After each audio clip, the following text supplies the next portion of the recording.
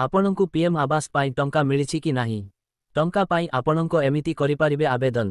प्रधानमंत्री नरेंद्र मोदी गरीब लोकंकु घर जोगाइबा पाई एक योजना आरंभ करिथिले। एहा माध्यमरे लक्ष लक्ष लोक उपकृत हेउछंती।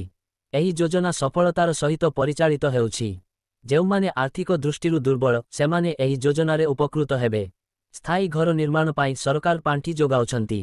प्रधानमंत्री नरेंद्र मोदी गरीब लोकंकु घर जोगाइबा पाई एक योजना आरंभ करिथिले। एहा माध्यमरे लक्ष लक्ष लोक उपकृत हेउछंती। एही योजना सफलतार सहित परिचालित हेउछि। जेउमाने आर्थिक दृष्टिरु दुर्बल सेमाने एही योजनारे उपकृत हेबे। स्थायी घर निर्माण पाई सरकार पांठी जोगाउछंती।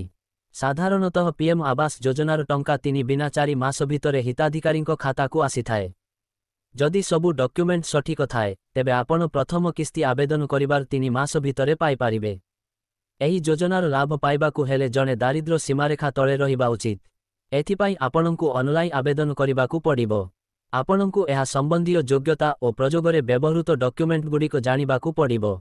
जेउ हिताधिकारी माने एही योजना पाई आवेदन करंती और योग्य वर्गरे स्थानित हुअंती सेमानंकु घर निर्माण पाई 1,20,000 टंका प्रदान कराजिबो।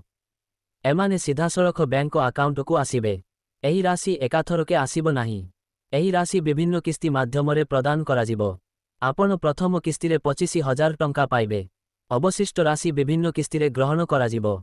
हिताधिकारी माने एही योजना अधीनरे ऋण पाआंती। देशर समस्त गरीब योग्य नागरिक एहार सुविधा पाई पारिबे। ऋण पाइबा परे हिताधिकारींकु केवल 50% सुध देबाकू पड़िबो। हिताधिकारी माने सेमानंको बैंक अकाउंट रे एही योजना माध्यमरे आर्थिक सहायता पाइबे। बीपीएल कार्ड, आधार कार्ड, पान कार्ड, जाति प्रमाणपत्र, बैंक पासबुक, आय प्रमाणपत्र, पासपोर्ट आकार फोटो, मोबाइल नंबर, ईमेल इत्यादि। आवेदन करिबाकू आपणंकु ऑफिशियल वेबसाइट को जिबाकू पड़िबो। एठारे समस्त एंट्री गुड़िक पूरण करंतु, एहाकू दाखल करंतु एवं फॉर्मरु एक प्रिंट बाहर करंतु।